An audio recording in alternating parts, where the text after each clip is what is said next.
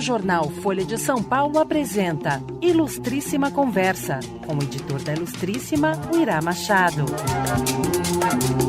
Bem-vindos à Ilustríssima Conversa, um podcast quinzenal da Folha.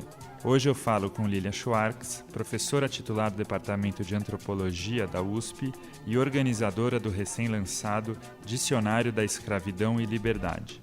O livro, feito em parceria com Flávio Gomes, reúne 50 textos críticos sobre o sistema escravista que foi abolido no Brasil em 13 de maio de 1888. Bom, a escravidão, ela se infiltrou no Brasil de todas as maneiras. Não eram só... Às vezes as pessoas pensam que só grandes proprietários tinham escravizados e escravizadas. Não. Agora, o que eu quero destacar mais uma vez, isso não é só herança.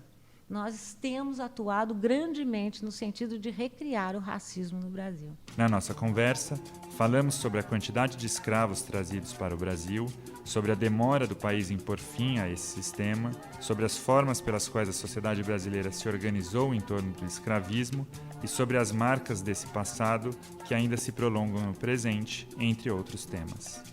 Lilia, obrigado por ter vindo aqui participar da Ilustríssima Conversa.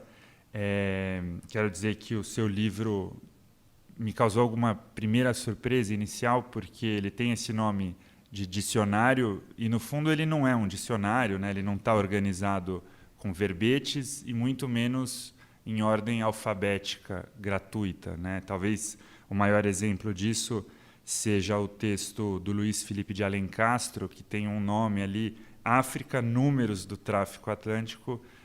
Obviamente foi feito para trazer a África para que o verbete estivesse no começo do livro. Faz todo sentido que seja assim, porque ele apresenta números a respeito dos quais a gente já vai falar. Mas antes disso eu queria te perguntar como que foi organizar esse livro, qual que foi o critério para escolher esses 50 textos críticos e não outros dentre os inúmeros temas que a escravidão traz. Bom, foram todas encomendas, né? O Flávio Gomes e eu, nós havíamos pensado em fazer um livro nos moldes do Brasil, uma biografia, que eu escrevi junto com a Eloísa Stalin. Nós havíamos pensado em fazer um livro sobre história da escravidão. Isso porque nós sabíamos, Flávio Gomes é um grande estudioso, né, da parte de quilombos, insurreições, enfim, é um grande pesquisador da escravidão. Eu também trabalho com o tema há muitos anos, né? E nós, a princípio, pensamos em fazer um livro contando assim, desde o século XVI, enfim, até chegar em 88, mas pensar no pós-abolição. Nós fizemos um projeto, o projeto foi aprovado e esse projeto virou a nossa introdução, porque o que aconteceu é que quando nós começamos a escrever o livro, nós percebemos que alguns capítulos ficariam totalmente voltados à pesquisa dos nossos colegas. Quer dizer, a historiografia brasileira, no que se refere a esse tema da escravidão, é uma historiografia reconhecida nacional e internacionalmente, tem uma produção muito vigorosa. O Brasil, perversamente, deixou um número inacreditável de documentos escritos e visuais. Então, o que aconteceu é que, com o trabalho, nós percebemos que melhor seria chamar os colegas. A essas alturas, nós já tínhamos um projeto e já tínhamos uma sequência de capítulos. Então, de alguma maneira, nós sabíamos que temas nós queríamos tratar.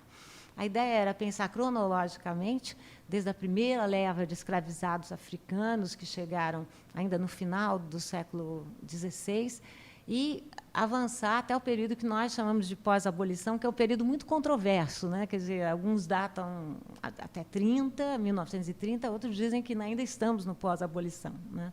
Por conta da nossa situação atual.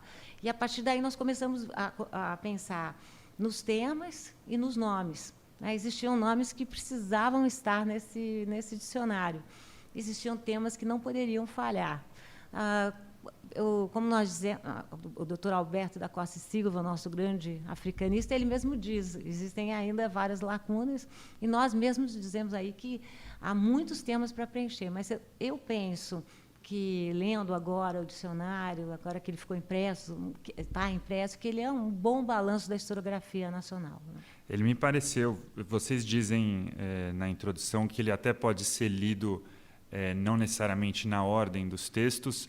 Eu li na ordem e acho que é a melhor maneira de ler, porque vai fazendo sentido, os dados vão se acumulando até chegar na parte final que já remete ao presente, né? Então, Uira, a gente tentou, essa foi a última parte, a segunda parte da sua pergunta. Claro que nós fizemos uma certa malandragem, entre aspas, né? O ouvinte não está me vendo, no sentido de tentar colocar esses dicionários com uma certa... esses verbetes com uma certa homogeneidade. Nós primeiro íamos chamar de verbetes, mas depois vieram ensaios, né? Na verdade, são ensaios. Então, nós achamos que verbete não corresponderia ao que os textos de fato são. De fato, não corresponderia mesmo, e todos eles são muito interessantes, cada um a seu modo. A gente não vai ter tempo aqui para falar dos 50 ensaios, então vamos escolher alguns temas mais relevantes.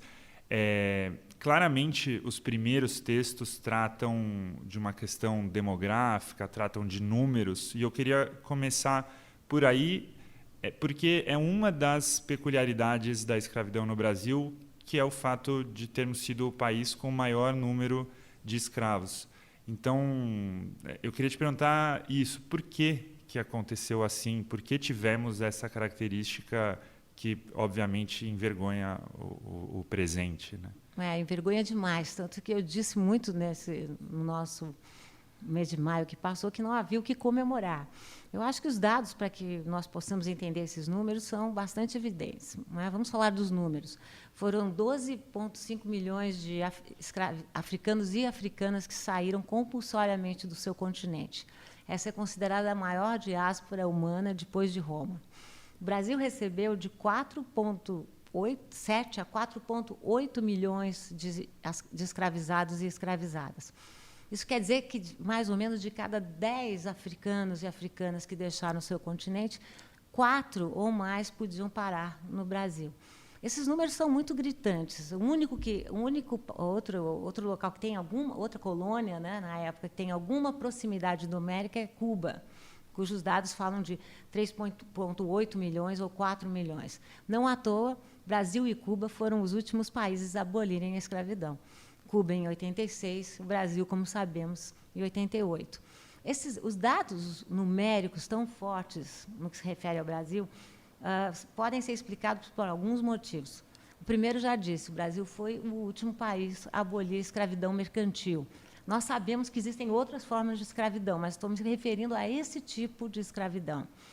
O outro dado explicativo é que nós tivemos escravos no território inteiro, desde a Amazônia, né, onde você tem uma produção uma entrada muito significativa. Primeiro uma escravização indígena, e depois a escravização de africanos, e em alguns momentos uma escravização paralela, até no sul, né, até em Porto Alegre. Né? Porto Alegre era uma cidade negreira. Maranhão, nós tivemos as maiores cidades negreiras, se você pensar em São Luís do Maranhão, Salvador e Rio de Janeiro. Esses dados são muito significativos. Para comparar, por exemplo, Estados Unidos tinha 90% da sua escravaria concentrada no sul, no norte quase nada. Outro dado importante é que a escravidão, diferente do que se diz, foi muito violenta no Brasil. Alguns verbetes mostram como, se nós compararmos Estados Unidos, regime de escravidão nos Estados Unidos e no Brasil, os escravizados do campo viviam de 5 a 10 anos menos do que os escravizados e escravizadas nos Estados Unidos.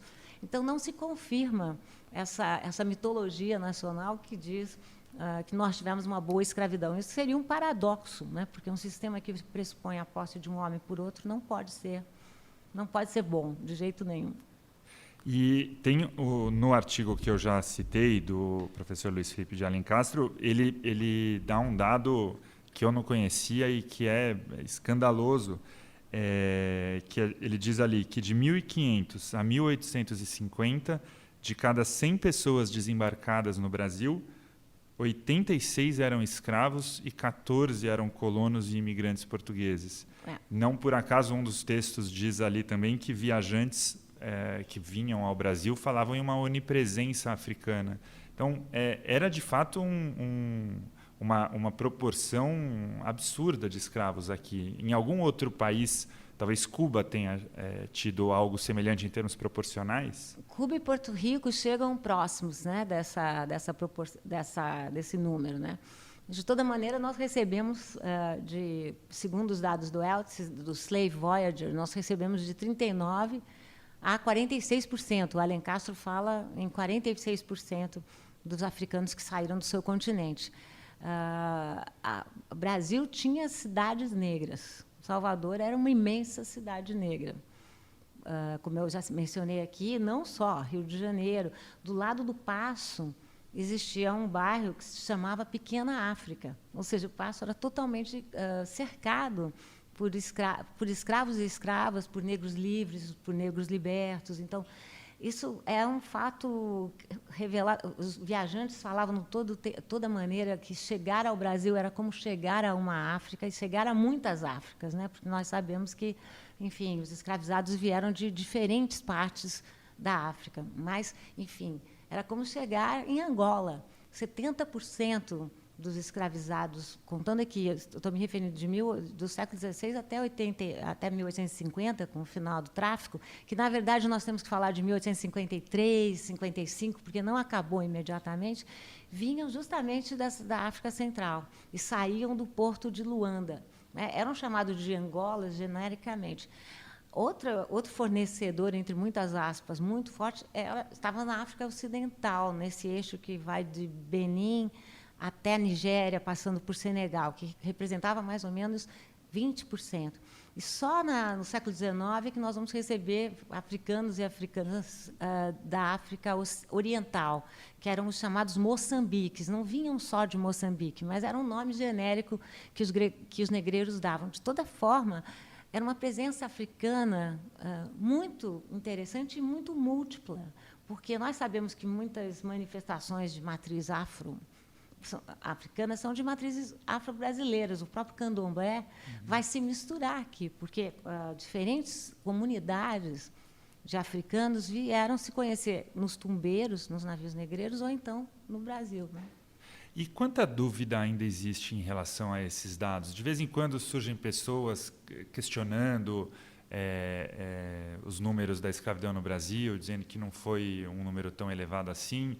Vários artigos mencionam achados das últimas décadas, avanços historiográficos recentes, a descoberta de um navio que tinha naufragado, que revela uma linha de tráfico que até então era desconhecida, novos documentos.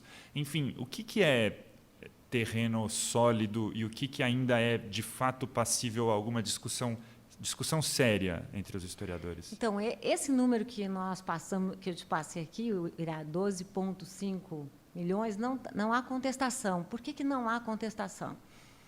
Porque isso era um comércio. Então, e era um comércio de taxas.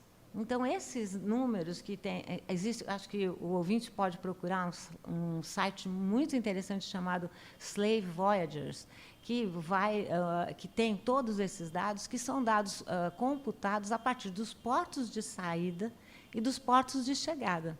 Nós temos mais dificuldade de falar da escravidão, dos números da escravidão indígena colonial. Por quê? Porque justamente você não tinha esse comércio, você não tinha essa taxação. Onde tem taxa, você tem registro, não é?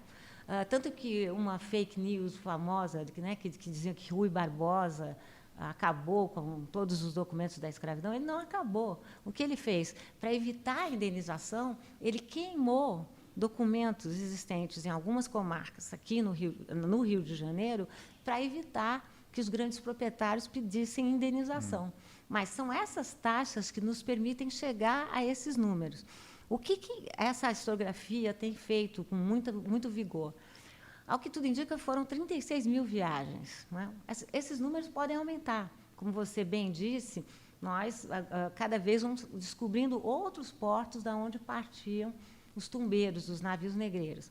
E, só para insistir um pouco nessa questão das peculiaridades do Brasil, você mencionou que o Brasil teve escravidão em todo o território. Isso se deve ao tipo de colonização ou tem alguma outra razão para isso? Uma boa questão. Eu penso que o que vai acontecer no Brasil é que Portugal era um país pequeno, de uma população muito diminuta, e a sua colônia nas Américas, né, o Brasil, possuía um território com dimensões continentais. Portugal não tinha a mínima condição de colonizar esse país. Existia, sim, uma população indígena muito significativa, né? Por isso que há toda a discussão contra o termo descobrimento, porque, como diz o Oswald de Andrade, quando os europeus descobriram o Brasil, os indígenas já haviam descoberto a felicidade. Então, não era um território despovoado. Dados mostram que, em determinadas regiões, sobretudo no litoral, a população indígena chegava a ter a mesma densidade populacional que a Península Ibérica. Então, mas o que explica a escravidão africana é o tráfico, né? Há toda uma historiografia muito forte que mostra como, a partir, sobretudo, do século XVII e certamente do século XVIII, o lucro auferido com o tráfico negreiro podia ser maior do que o lucro que se tinha, por exemplo, com a cana-de-açúcar. Ou seja, o comércio negreiro acabou virando um negócio dos mais relevantes. Isso explica também a entrada maciça de escravizados. Por outro lado, nós nos acostumamos a falar assim, primeiro tivemos a cana, depois tivemos a mineração, depois tivemos o café. O que aconteceu não é bem isso, ou seja, quando, por exemplo, Dom João chega ao Brasil em 1816, você tinha outras culturas já consolidadas no Brasil. A cultura do algodão, a cultura do arroz, a cultura do couro, enfim, sempre existia esse outro tipo de produção. E, no Brasil, como havia muita facilidade por parte dos portugueses que controlavam feitorias na costa africana, né, no Brasil, a escravidão acabou se transformando não só num sistema econômico, mas numa linguagem.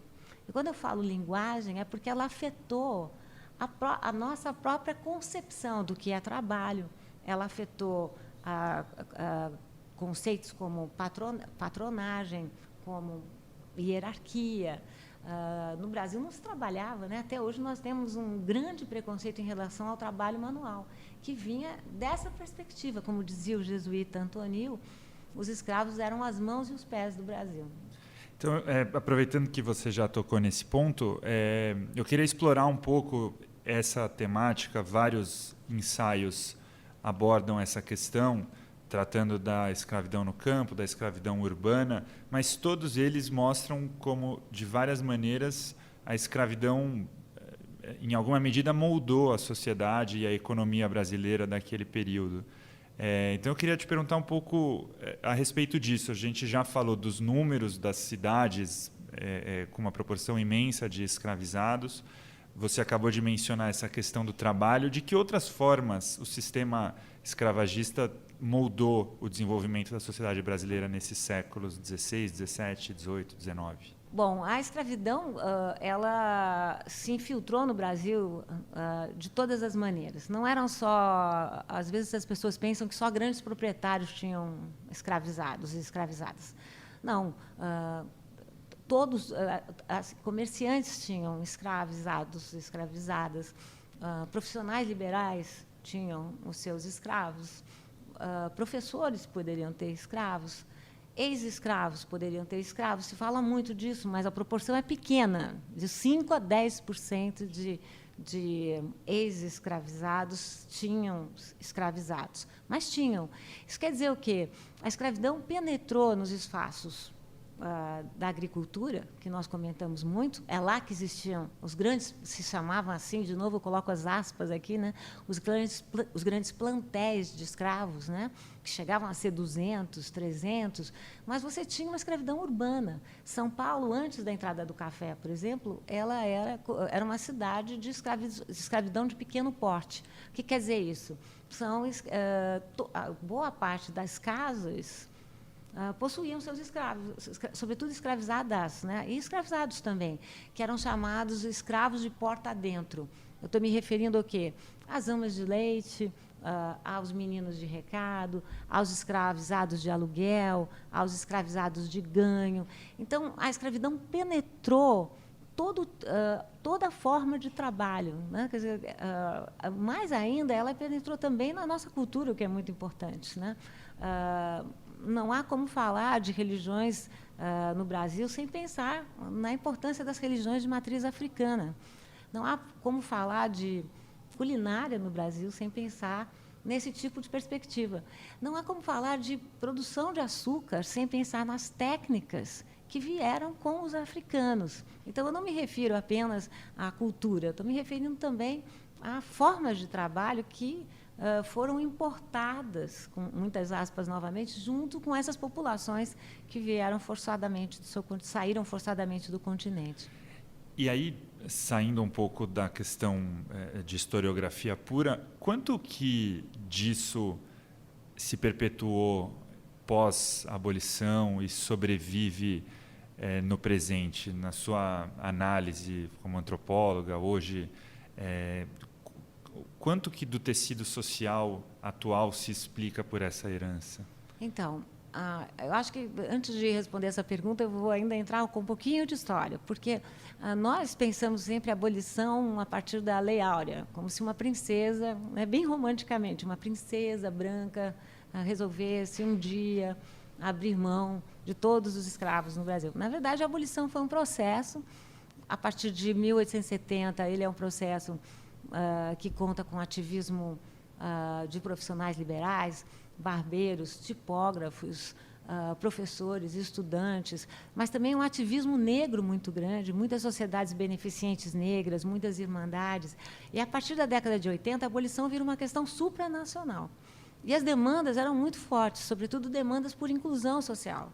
Você tem um André Rebouças, para dar só um exemplo de um abolicionista de família negra, que ele dizia que a abolição teria que ocorrer com uma reforma agrária, ou seja, com uma distribuição de terras para os ex-escravizados e escravizadas, e com um novo sistema de educação, ou seja, com educação para crianças e adultos. Nós tivemos a lei de 1871, que previa a educação para essas populações, mas ela acabou ficando no papel, né? Basicamente, essa população nós temos um verbete sobre esse tema, sobre o tema do letramento de populações escravas, mas, mesmo assim, foi bastante pequeno. E a Lei Áurea foi uma solução de compromisso, ou seja, foi muito conservadora, uma linha. Ela deu final a uma política de gradualismo que era praticada no Brasil. Ela procurou agradar os abolicionistas no sentido de conceder a escravidão sem indenização, mas também agradou aos senhores de escravos, porque não fez nenhuma medida de inclusão social. Então, permitiu o quê? Que os senhores de escravos, e aí começo a responder a sua pergunta, procurassem manter os ex-escravizados nas suas próprias plantações. Uma parte fundamental do movimento de abolição foi feita pelos próprios escravizados e pelas populações negras libertas ou livres. Foi um movimento de pressão muito forte que continuou no pós-abolição. O que vai ocorrer no pós-abolição? Nossa lei foi conservadora, teve um final, esse processo tão longo, teve um final para lá de melancólico, e o pós-abolição, que se abriu com o começo da República, anunciou muita inclusão social, mas entregou muita exclusão social. Associações negras existiram sempre. Durante o período da Primeira República, havia até um jornal, A Voz da Raça, que tinha uma circulação muito grande, mas, no Brasil, ao mesmo tempo, foram sendo criadas uma série de ideologias muito populares, né? Por exemplo, a ideologia do branqueamento, que até há pouco tempo era muito vigente no Brasil, né? Embranquecer era se tornar... o enriquecimento embranquecia, ou a ideia de que a brancura era uma espécie de utopia, o colorismo, né, que nós estamos agora com uma discussão sobre isso, era uma questão muito fundamental, ou seja, quanto mais branco, mais oportunidades de trabalho. Mas essa foi uma das ideologias fortes, o branqueamento. A outra ideologia forte, Irá, foi a nossa ideologia da mitologia, o mito da democracia racial, que foi uma ideologia de Estado, aplicada pelo governo Vargas, que descriminalizou a capoeira, descriminalizou o candomblé. Nossa Senhora Aparecida apareceu no Rio, ela era negra como os brasileiros. E essas teorias tiveram um efeito muito perverso nos ativismos negros, porque era muito difícil combater esse tipo de visão, que ainda é difícil no Brasil. Eu diria, foi só nos anos 1000, no final da década de 70, começo de 80, que se dá o surgimento do movimento negro, e nas décadas de 80, 90, que você tem uma pressão da sociedade por mais inclusão social, por políticas afirmativas e políticas de cotas, das quais eu sou totalmente favorável. Mesmo assim, persiste entre nós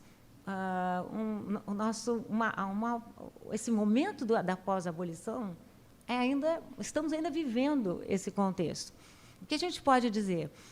Não dá para nós aqui afirmarmos que, enfim, a culpa do racismo existente no Brasil é do passado, porque, senão, nós ficamos numa posição muito confortável. A culpa não é minha, não é, a culpa é do Império. Na verdade, o que nós estamos recriando no Brasil, com muita força, são outras formas de racismo que nós chamamos de racismo estrutural. Basta ir aos censos, né?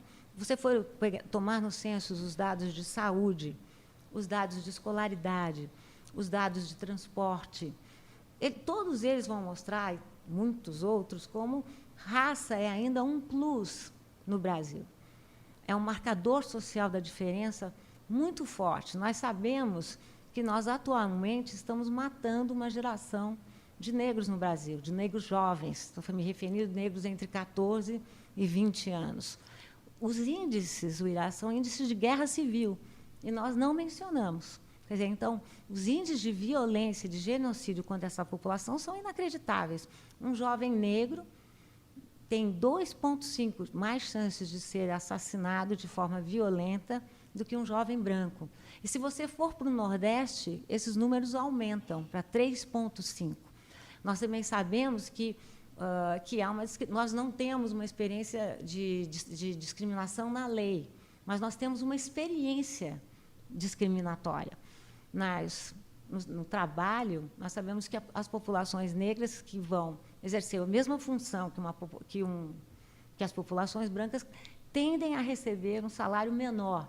No judiciário, há dados que mostram que negros que são culpabilizados pelo mesmo crime que brancos têm 4,2% de mais chances de serem criminalizados do que os brancos. É isso que nós chamamos de racismo estrutural. Agora, o que eu quero destacar mais uma vez, isso não é só herança.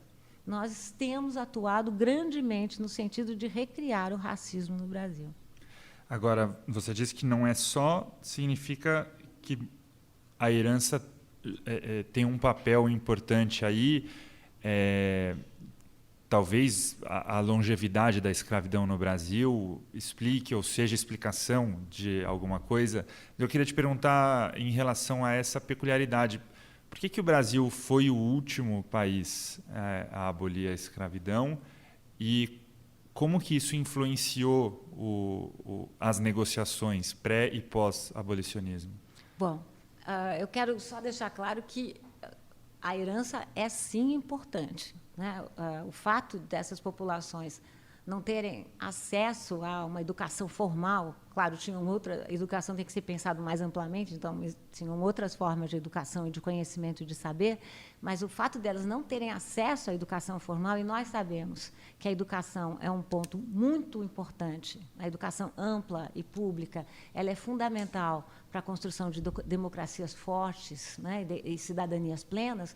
Essa foi uma população alijada da educação durante muito tempo. Por isso, a defesa de cotas, por exemplo, né? Porque, na verdade, cotas são sistemas que, de alguma forma, eles desigualam para depois igualar. São medidas provisórias, e penso que devemos fazer isso, porque quem acredita que o nosso vestibular é universal se engana, porque as condições de acesso ao conhecimento são muito diferentes. Por que no Brasil demorou tanto? Por conta que as elites, há verbetes que mostram isso, as elites brasileiras eram amplamente favoráveis à escravidão. Ao mesmo tempo que você tem a formação, na década de 1870, 80, de associações negras ou de associações abolicionistas, de sociedades beneficentes, todo tipo de associativismo, você tem o fortalecimento dos clubes da lavoura, que eram clubes totalmente constituídos pelas elites cafeeiras, né? Mas também elites da cana, que queriam manter a escravidão. Para você ter uma ideia, o Brasil, quando ocorreu a abolição nos Estados Unidos, após a Guerra Civil, né, após 1865, existiam propagandas norte-americanas que incentivavam os senhores a entrarem no Brasil, porque o Brasil seria um paraíso. Paraíso por quê? Não era só um paraíso tropical, seria um paraíso para os senhores escravocratas. E essas propagandas garantiam que a escravidão não acabaria tão cedo no Brasil. Então, nós não podemos menosprezar a força dessas elites escravocratas, elites essas que nós conhecemos nos dias de hoje também, que continuam praticando o patrimonialismo, né? Ou seja, a imposição das esferas privadas por sobre as esferas públicas, né? Nós ainda sofremos desse mal.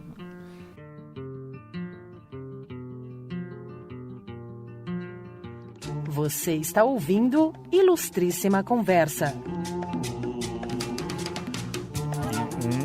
Uma característica de políticos ou elites ainda hoje já existia naquela época, que era buscar soluções de compromisso. Você já falou isso em relação à Lei Áurea, mas várias das leis anteriores e dos códigos anteriores também tinham essa finalidade, tentar diminuir o número de castigos, não por humanismo, mas sim para evitar que as revoltas se acumulassem. Teve muito isso ali no século XIX, principalmente. Demais. O modelo brasileiro de abolição era um modelo absolutamente gradual e lento, muito lento. Imagine que a nossa lei que impediu o tráfico era de 1830. Luiz Gama, que foi um escravizado, que conseguiu a sua liberdade, atuou como advogado, ele gostava de colocar anúncios nos jornais paulistanos falando do crime da escravidão, porque, enfim, o tráfico a gente teria que contar com o final do tráfico em 1830. Nada aconteceu. 1850, abolimos o tráfico, por muita pressão. O tráfico é abolido em 1850, mas ainda continuam entrando levas de africanos depois. A próxima lei é a Lei do Ventre Livre, que é uma lei que vem depois da Guerra do Paraguai, que é, novamente, como você diz, Uirá, uma lei de compromisso. As elites brasileiras, claro, estavam de olho nas experiências transatlânticas, né? Muito apavoradas com o que aconteceu no Haiti, que havia acontecido no Haiti, apavoradas com o que havia acontecido nos Estados Unidos, que os estados do Norte se impuseram em relação aos estados do Sul. A divisão era essa. Os estados do Norte chamavam-se estados livres, e os estados do Sul eram estados escravocratas. Então, não havia nenhuma dúvida em relação a essa divisão nos Estados Unidos, divisão essa que não existia no Brasil. Então, vejam, depois de 50, tivemos um hiato de 21 anos para a Lei do Ventre Livre, que era uma lei, enfim, que permitia que o senhor daria liberdade imediata ao pequeno escravo que nascesse, o que vamos combinar aqui que era impossível, ou ele poderia conservar o escravo até 16 anos, quando ele negociaria a indenização que ele receberia por esse liberto. Então, veja que era uma lei muito gradual, e era uma lei, de novo, de compromisso, ou seja, vamos agradar a pressão internacional pela abolição e, ao mesmo tempo, vamos conservar as nossas elites satisfeitas.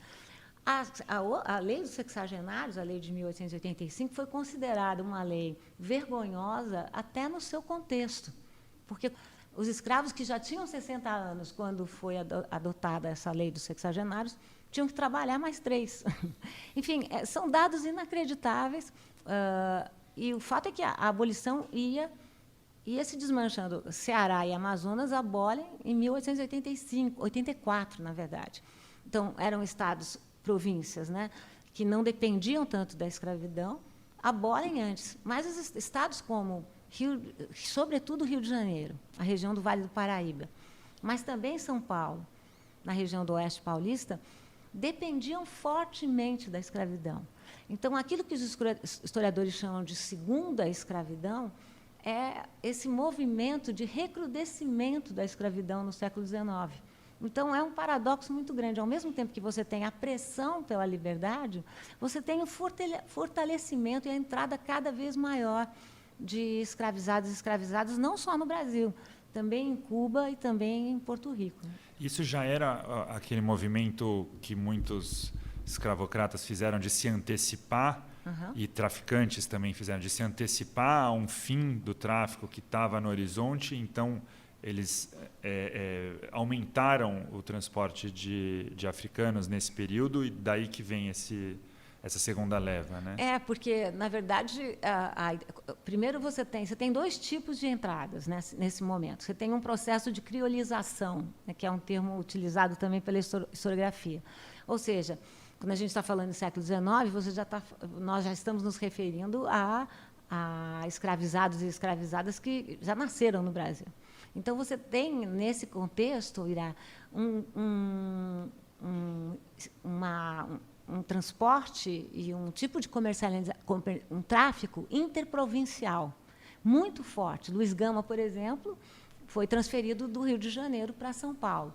E você continua tendo um tráfico negreiro, agora vindo da África Ocidental, sobretudo, então são 60 dias de viagem, muito mais, a mortalidade muito maior, os escravizados e escravizadas chegavam muito mais enfraquecidos, com muito mais problemas de saúde. Né? Da África Oriental. Desculpe, né? Da África Oriental, né? Que são os famosos moçambiques, né?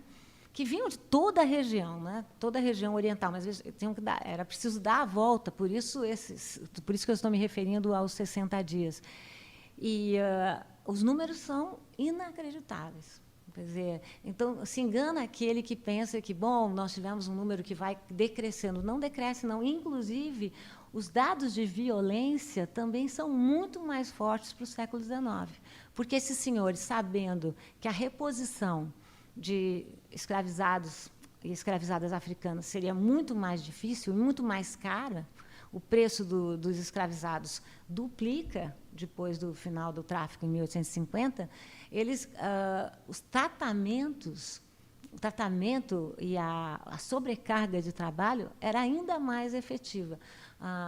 Se o ouvinte quiser, pode pegar as fotos do Ferrez, que fotografou uma série de fazendas do Vale do Paraíba, e vocês vão facilmente perceber como os escravizados e escravizadas estão maltrapilhos, com a roupa totalmente esgarçada, sujos. Né? Não que fosse uma maravilha na cana-de-açúcar, não que fosse uma maravilha nas Minas Gerais, mas, enfim, as condições pioraram. E de onde que vem a pressão internacional? Porque esse é um aspecto que eu confesso que eu me lembro da minha época de escola ainda. Parece que, de repente, a Inglaterra não quer mais escravidão e começa a pressionar para acabar. Mas não é de repente, né? Não é nada de repente. Tem alguma... De onde que vem isso? Quais são os interesses ali? Bom, tem interesses e tem demandas, tem protagonismos também muito importantes. Né? Por exemplo, se a gente imaginar a Revolução Francesa, né? Foi uma revolução que introduziu uma discussão sobre direitos, né? Sobre direitos e liberdade. Né? Não à toa que a bandeira era de igualdade, liberdade e fraternidade. Há quem diga que a Revolução no Haiti, enfim, estou falando da independência de 1805, tenha sido muito inspirada pelos ideais franceses, além de que o Haiti era uma colônia com uma sobrecarga de trabalho, no que se refere ao açúcar, inacreditável. Existiram, no Iraque, na minha opinião, 4 grandes revoluções que abrem a modernidade. A modernidade, estou me referindo à modernidade da historiografia, né? Não há nenhuma modernidade no sentido de elogio. A Revolução Industrial, que, de alguma maneira, mostrou como a sociedade não precisava ser mais estamental, mas seria uma sociedade de classes. A Revolução Francesa, que demonstrou que o rei não era divino, não estava para lá para sempre. A Revolução Norte-Americana, que mostrou que uma colônia não era colônia por destino, poderia se tornar um país independente.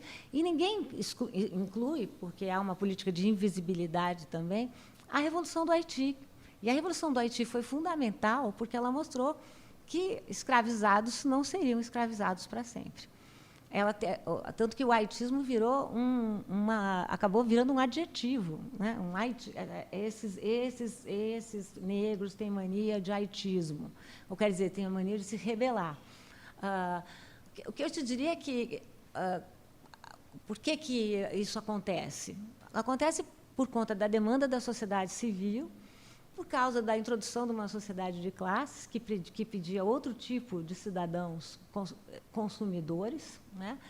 Existiu também por conta da disseminação de ideais de liberdade, e existiu também por conta da pressão dos próprios escravizados e escravizadas, negros livres, negros libertos. A gente pode dizer, nós temos verbetes que mostram isso, que quilombos sempre existiram. Desde que existiu escravidão, existiram quilombos, e nas mais diferentes áreas. Eram chamados de palenques na Colômbia, cumbis na Venezuela, né? Eram chamados de bush negroes nas colônias holandesas, de cimarrones em em Porto Rico e em Cuba, marrones nas colônias francesas e também no sul dos Estados Unidos, que essa multiplicação de nomes explica o quê? Que comunidades de negros e negras fugidos eram uma realidade da escravidão. No século XIX, o que vai acontecer? As insurreições coletivas vão virar uma realidade. Não é? Muitas vezes se pensa que os escravizados ficavam isolados, não tinham notícia de nada. Essas notícias circulavam nos tumbeiros. Nos tumbeiros dos mercadores, os escravos africanos ficavam juntos e tinham notícias das rebeliões, das formas de rebelião. Então, existiu uma explosão que começou a mostrar que esse era um sistema basicamente inviável. Então, o que eu te diria é que foi um processo que contou amplamente com a sociedade civil e, sobretudo, com as populações escravizadas e com as populações de negros livres e libertos. E, Lília, eu queria aproveitar, a gente está falando aí dessas rebeliões que aconteceram no século XIX, isso aumentou a quantidade de escravizados que conseguiram alforria, aumentou o número portanto, de ex-escravizados, aumentou, então, uma diferença entre os africanos que chegavam aqui ao Brasil, mas essa diferença sempre existiu, sempre houve alguma hierarquia, tipos de trabalhos diferentes, alguns ensaios do livro tratam disso. Quão fortes eram essas diferenças entre os africanos que chegavam aqui, a depender do tipo de trabalho que eles exerciam? Essa é uma questão muito importante, muito atual. Acho que a historiografia vem trabalhando muito com essa questão, porque durante muito tempo se falava uma sociedade dividida entre brancos e escravos. Agora nós sabemos que existiam brancos e brancos, né? Nem todos eram grandes proprietários, né? Às vezes eram pequenos comerciantes, enfim, você tinha todo tipo de atividade ligada ao trabalho, e os escravizados e escravizadas tinham também diferenças internas. Por exemplo, vamos falar aqui, pensando na linguagem, os africanos de primeira geração, entrados no país de primeira geração, eram chamados de boçais, né? Termo que atualmente nós utilizamos, não sei se, enfim, isso não é um marcador de geração, né? Mas na minha geração, uma pessoa boçal era uma pessoa ignorante, estúpida, né? Eram chamados de boçais porque eles não tinham experiência. Imagina o que significava uma viagem de 30 ou de 60 dias, chegando num local que eles não tinham ideia do que era. Então, a primeira geração, muitas vezes, era chamada de... tinha esse nome. As segundas gerações eram chamadas ou de crioulos, né? Tem uma conotação muito diferente do que nós agora chamamos de crioulos, né? Por isso que nós falamos, os historiadores falam de processos de criolização, ou então de ladinos, né? E a ideia de ladinos se acopla, né? Ela alude à noção de espertos. Além dessa divisão entre primeira geração ou segunda geração, começou a ocorrer uma divisão pautada nas leis. Então, por exemplo, os escravizados e escravizadas que passaram a ser livres a partir da lei do ventre livre eram chamados de os ventre livres, que eram considerados um pouco menos do que os libertos que chegaram à liberdade pela alforria. Diferente também dos sexagenários, que eram aqueles que conseguiram a liberdade por conta da lei dos sexagenários. Então, quando nós chegamos no contexto da década de 80, existem muitas divisões internas. Você tem escravizados e escravizadas, você tem negros e negras que nasceram livres, Você tem negros e negras que foram libertos, negros e negras que compraram a sua alforria, ou então que conseguiram a sua liberdade pela lei. E também aqueles que ganharam a sua alforria. Isso criava uma sociedade muito mais complexa do que hoje nós imaginamos. E dentro dessa complexidade havia ainda os indígenas, não falamos ainda muito sobre eles. E esse é um dado interessante porque é o único ponto do livro que existe alguma divergência, né? Aparecem algumas diferenças pequenas de números em relação ao tráfico transatlântico, mas são diferenças nada significativas. Nesse caso, a diferença é maior porque, num artigo do professor Stuart Schwartz, ele diz claramente que houve uma transição da escravização indígena para a escravização de africanos. E em um dos seus artigos no livro, você nega isso, justamente também com todas as letras, dizendo que não houve essa transição. Então, eu queria aproveitar essa nossa conversa para você falar um pouco sobre isso. Houve ou não e por quê? Então, vamos lá. A gente precisa aprender que não só várias Áfricas entraram no Brasil, como o mais correto seria falar não de escravidão, mas falar de escravidões. Os professores de português me matarão, mas, enfim, essa seria a definição correta. Porque não se pode imaginar que do século XVI até quase o final do XIX, existiam mesmas formas idênticas de escravidão. Então, esse é um ponto importante para eu destacar aqui. Nós também, Flávio Gomes e eu, propositadamente, nós não tentamos aplainar as diferenças. Existem várias diferenças no livro. Você chamou a atenção para duas, existem outras também. Por exemplo, nos dois verbetes que tratam da abolição. São acentos muito distintos em relação aos tipos de ativismo que ocorreram na década de 80. Mas eu não quero fugir à sua questão. Esse artigo que eu escrevi junto com o Flávio Gomes foi um artigo muito importante para nós, para mim, como antropóloga, porque nós sabemos que um local pouco explorado da escravidão é justamente a Amazônia. A situação era tão complexa, porque até o século XVIII estavam a Amazônia, Maranhão, Ceará, Piauí, parte do que chamamos agora de Roraima, Rondônia, faziam parte de um grande estado do Grã-Pará. A Amazônia também entrou para o estado lusitano, na época, depois, já no século XVII. Então, essa era uma região, nós estudamos, o Flávio e eu, sobretudo a escravidão na Amazônia. E o que a gente mostra é que, na escravidão na Amazônia, você não teve...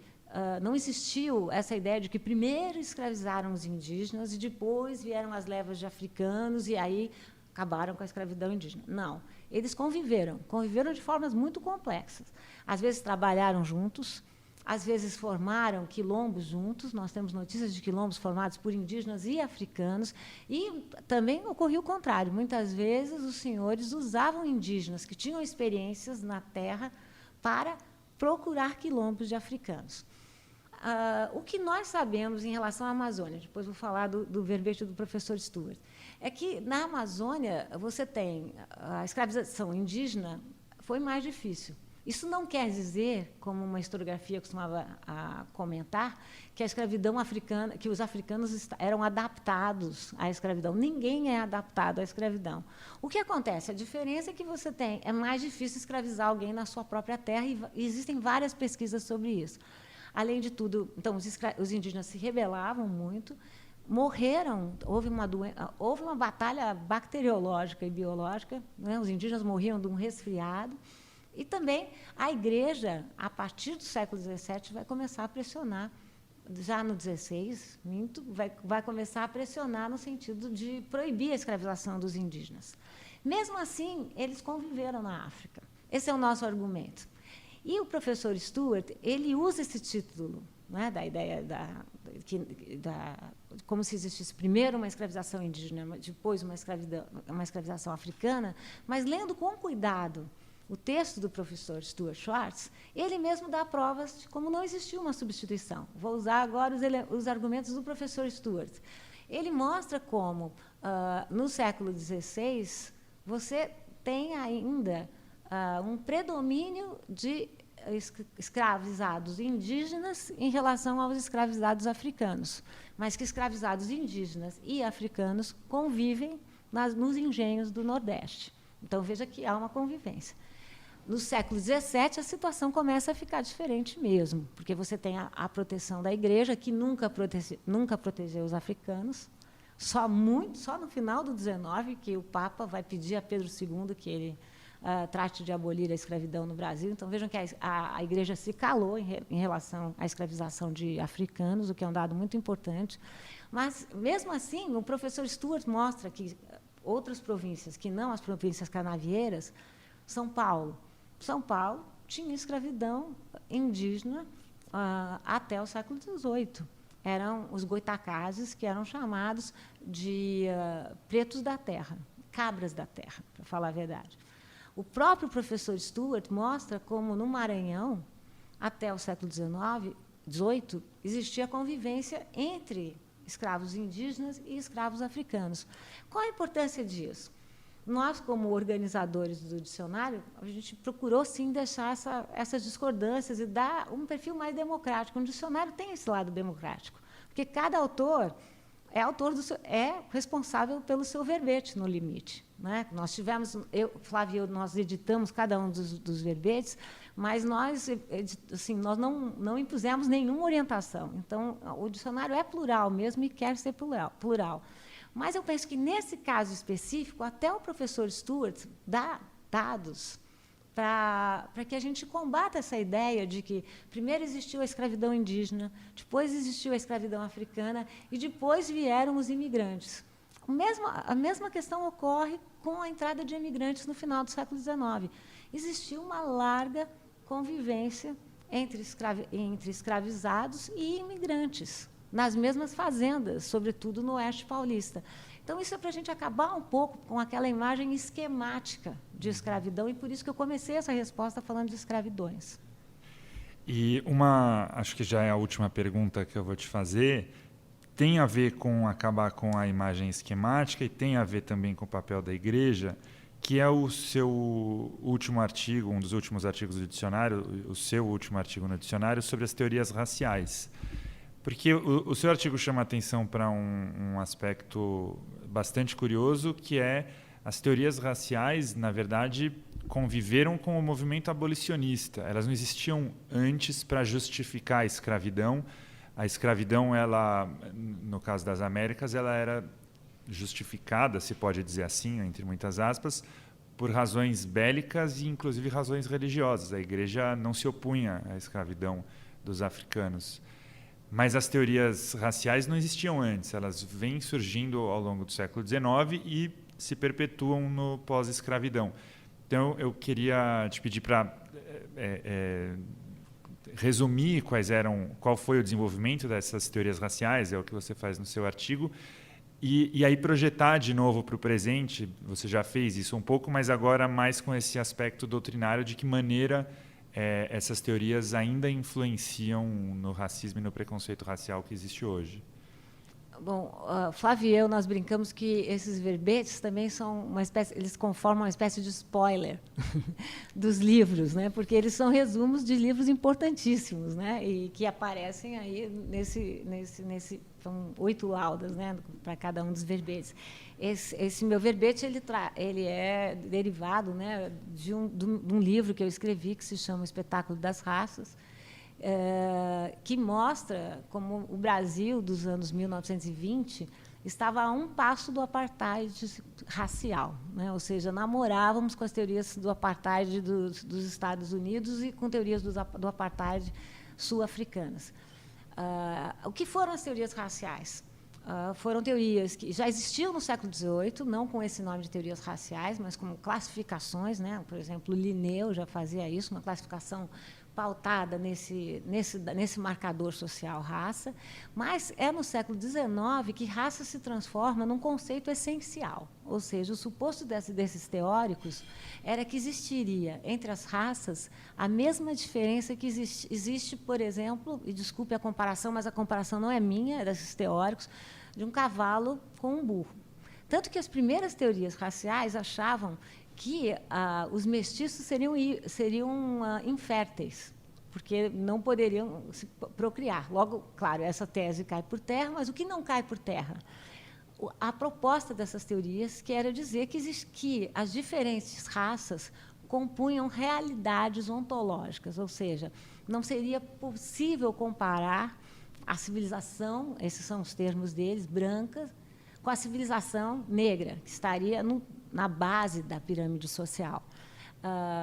E, para essas teorias também, muito pior do que as raças puras, que se sabia o que poderia se esperar, eram as raças mestiçadas, que eram consideradas raças degeneradas.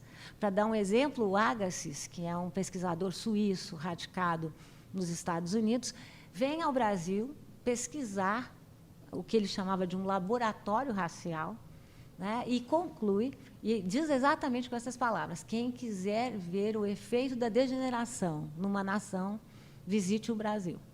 Então, eram teorias muito fortes, não à toa elas tomam força no Brasil no momento de derrocada, de desmontagem do sistema escravocrata, porque, se vocês forem ler Hannah Arendt mostra como essas teorias perdem força na Europa nesse momento e ganham força no Brasil. Portanto, não se trata de uma tradução ingênua. E qual é o suposto de base? É que a liberdade não é igual à igualdade, né? Ou seja, a Lei Áurea poderia trazer a liberdade, mas os homens jamais seriam iguais, porque seriam diferentes por natureza. Então, nós acabávamos substituindo um modelo de diferença pautada na história, digamos assim, com muitas aspas, por um modelo de diferença pautado na biologia. É dessa época, por exemplo, as teorias do Cesare Lombroso, né, que a grande utopia para o Cesare Lombroso, que criou a antropologia criminal, é que era possível descobrir o criminoso antes que ele pensasse em cometer um delito. Eu brinco sempre que cada época tem a utopia que merece, né? Essa, na minha opinião, era uma distopia. Então, ele dava uma série de estigmas e traços que determinariam um criminoso, que era possível prender o criminoso antes do ato. Então, por exemplo, narizes alargados, pele escurecida, cabelo carapinha, todas imagens que vinculavam o criminoso às populações negras. Outros dados. Tatuagens. Muitos dos nossos garotos tatuados seriam considerados criminosos e degenerados. Essas teorias entram com muita força na Primeira República, continuam, né, na Faculdade de Direito, até os anos 1950, se estudava Cesare Lombroso. Houve, não faz tanto tempo, um crime da Rua Cuba, em que o policial se valia da ideia de que descobriu quem era o criminoso, porque o criminoso tinha traços lombrosianos. E, até hoje, nós vinculamos as populações negras à ideia da criminalidade. Outro exemplo muito forte é se nós pensarmos nas batidas policiais, né? As batidas da polícia são frequentemente contra negros e negras, né? Raramente você vê brancos serem parados. É possível também pensar nos outros pequenos poderes distribuídos pelo Brasil. Porteiros de prédios, com grande frequência, ou impedem que negros e negras entrem nos prédios, ou então pedem para que essas populações se dirijam ao elevador de serviço. Eu diria que também existem muitas ressonâncias na nossa arquitetura, né? O Brasil é um país que se dá o direito de ter 2 elevadores, né? Nós sabemos que o elevador, na conta geral, um cômputo geral de um edifício, é uma parte muito custosa, muito onerosa. Nós temos 2, um chamado de social e outro de serviço, mas nós, todos brasileiros, entendemos o que é o elevador de serviço e quem frequenta o elevador de serviço. Se isso não fosse verdade, por que é que nós teríamos que colocar uma placa do lado dos elevadores dizendo é proibido discriminar por gênero, sexo, raça e cor, né? Então, vejam que eu aprendi com um etnólogo chamado Claude Lévi-Strauss que as regras não são criadas se não existe o desejo de burlá-las. Se é preciso colocar uma placa do lado do elevador, isso quer dizer que existe o desejo, não, a liberdade de burlar. Então, nós temos inúmeros exemplos que revelam como o que eu chamei de uma experiência da discriminação. Nós não temos uma legislação discriminatória, mas nós temos uma experiência da discriminação. Em São Paulo, daqui de onde nós falamos, os restaurantes elegantes não têm nem garçons negros, né? São todos brancos. Se nós formos a um teatro, dependendo, a plateia será majoritariamente branca. Então, não existe uma segregação como existia no modelo da África do Sul, mas nós temos essa experiência segregatória que vem da onde? Que vem dessas teorias de determinismo racial, que não eram só raciais, como eram climáticas. Então, também se dizia que o clima do Brasil não favorecia a formação de uma civilização. E, vez por outra, eu encontro pessoas dizendo que o sol do Nordeste faz com que essas populações sejam mais lentas. Ora, essas são teorias que navegam, trafegam e se nutrem do determinismo racial e do determinismo climático. Lília, nosso tempo acabou. Quero agradecer muito a sua participação aqui. Foi uma ótima conversa e fica a recomendação aí da leitura do seu livro, porque meu e do Flávio Gomes, organizado por você e pelo Flávio, que traz de fato 50 ensaios muito interessantes, muito enriquecedores para esse tema tão importante hoje, como você estava falando até agora. E posso só acrescentar uma coisa? Claro. Nós temos o verbete de número 51, que é uma boa ideia, que é a capa do livro, porque eu pedi ao artista Jaime Laureano, que faz uma arte totalmente identificada com as questões afro-brasileiras, que ele fizesse um tipo de arte que ele já realizava, que são mapas antigos. Então, ele tomou um mapa antigo que aproximava África e América, e o leitor vai poder retirar esse mapa, que é quase uma sobrecapa, e transformar esse mapa num pôster e colocar na sua casa. Então, nós chamamos essa colaboração desse grande artista, o Jaime Laureano, do Verbete 51. Legal, Lília. Obrigado. Eu que agradeço.